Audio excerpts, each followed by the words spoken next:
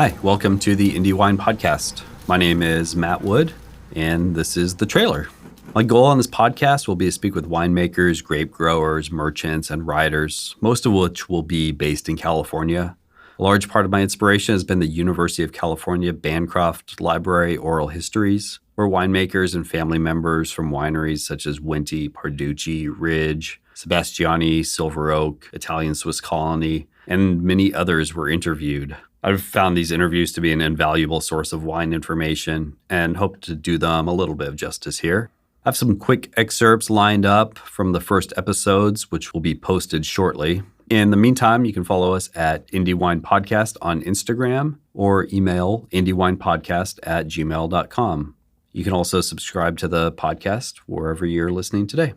In order of appearance on the trailer today, we have Noelle of Purity Wines, Laura from General Psychotic Activity, and Chad from Iruwai Wines. People will ask me, well, what is natural wine? And now that's a much more kind of foggy, nebulous idea. And what I tell people now, I used to tell them a lot. I just tell them a few different things. But now what I've really liked to attach to is it's a response to industrialization, mostly because the idea is, like, I would tell people, I can't make natural wine without talking about farming. I got to talk about farming, and I can't talk about farming without talking about politics. That's the way it is. We got to think about our environment. At the end of the day, the earth isn't going to be here, forever. We're not going to be here forever, but there is something to taking care of the place that you live in.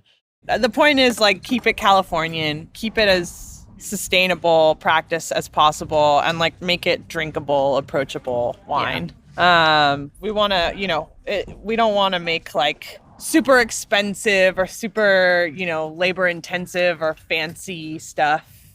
It's more about what can we do that feels good to share with your friends at a point that feels comfortable, spending money on it and enjoying it on a beach day or a Tuesday pasta night or, even a Friday night before you go out. This was born out of camaraderie, and I think, continues to support that cause. Yeah, well, here specifically is a little more extreme than the surrounding area. So we're having bud break in early to mid-May. Whereas, if you're in Sonoma County, you can see bud break in early February, late January sometimes. So really different in that sense.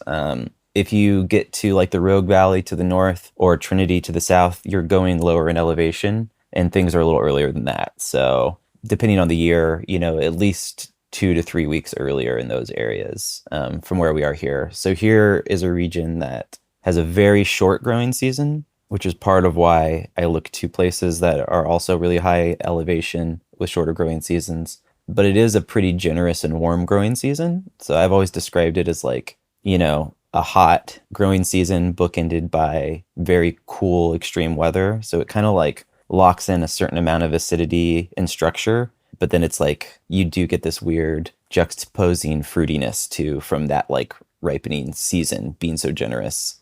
So it's just very different. It's kind of it's its own expression. Thanks for listening to the trailer of the Indie Wine Podcast. Full episodes will be available shortly.